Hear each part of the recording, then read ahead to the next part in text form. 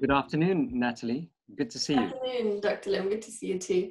So thanks for taking the time to come into this webinar to share your story. And it is much appreciated by myself, but also I'm sure by the patients who will be watching this webinar to understand your journey of long COVID and the partial recovery that you've had since we last met about 7 weeks ago. So I guess, first of all, can you tell us a bit about yourself, what you do, how old you are, and when you caught COVID? I'm 31. I live in London and I'm a freelance radio journalist.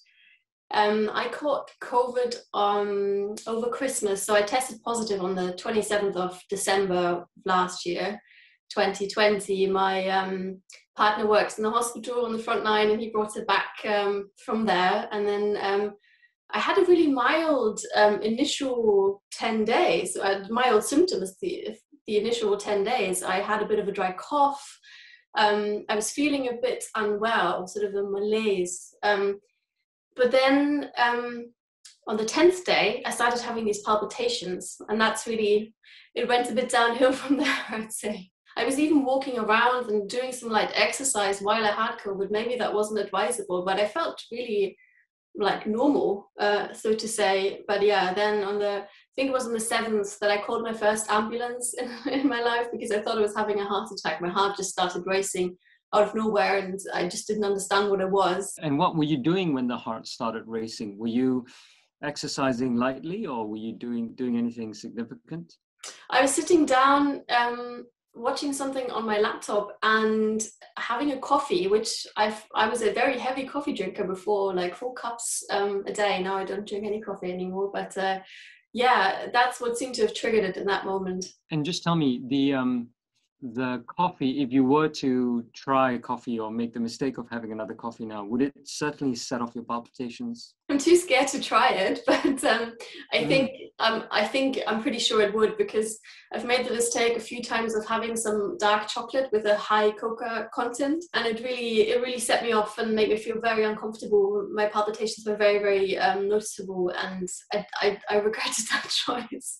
Okay, so I mean, here's a question. Apart from the palpitations, have you had any other symptoms after the initial 10 days of COVID? The palpitations was the first thing. Then a few days later, I started experiencing shortness of breath when I was walking, but it didn't stop after I was walking. It felt like I couldn't take in a full breath, like almost like an elephant was sitting on my chest and restricting my breathing in a way, which again was something I didn't experience during the initial phase of the acute phase of COVID.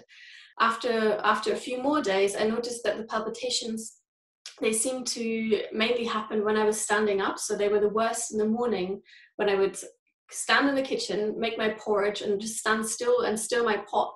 I'm wearing this fitness tracker, so it detects my heart rate, so I could see that my heart rate was going up to 120, 130 from just standing there and stirring the pot. So yeah, that was one thing. And I would get these adrenaline surges at night, what felt like my body was ready to be in fight or flight mode. And it woke me up, and then my heart started racing again at night as well, even when I was lying down. So yeah, these were the symptoms that were most bothersome for me. Some headaches and some other weird like sensations in my hands where I was a bit, felt a bit numb, but that was very, very short-lived and didn't really bother me for a long time.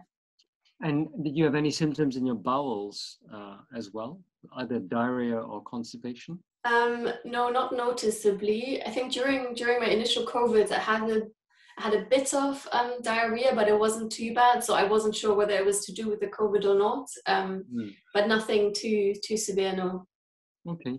And what about fatigue and concentration? Initially not, and then I started feeling a lot more tired. Also, I used to be someone who was exercising a lot before I got COVID, so I'd work out 6 days a week. I went to a gym and was very, very active. And so, yeah, I wonder, that I wasn't doing that anymore. So how much of the fatigue was maybe to do with that? But it never got to the stage where I had a few days where I couldn't really get out of bed, but I wonder how much of that was to do with the palpitations as well. But it never really got to the point where I couldn't do anything because I was so fatigued. So I know other long haulers have it much worse than me, the fatigue and the concentration issues.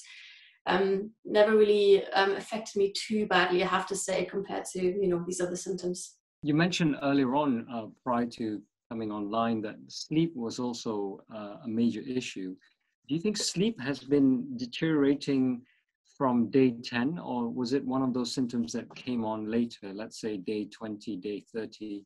I would say it would have been more of a day 20 around that time when it started happening. It mainly is because it seems that these surges of adrenaline, or that happens a few times during the night. I mean, I don't know how accurate my fitness tracker data is, but it records my sleep and its stress levels based on heart rate variability. And before I got sick, I was all resting all throughout the night, and now I will get these spikes of stress, which correlates with what I perceive to be these surges of adrenaline. Sometimes it's when I get too hot at night, so that seems to be a trigger. But yeah, that means that my sleep is a bit disrupted, and then I feel less rested throughout the day and a bit more fatigued.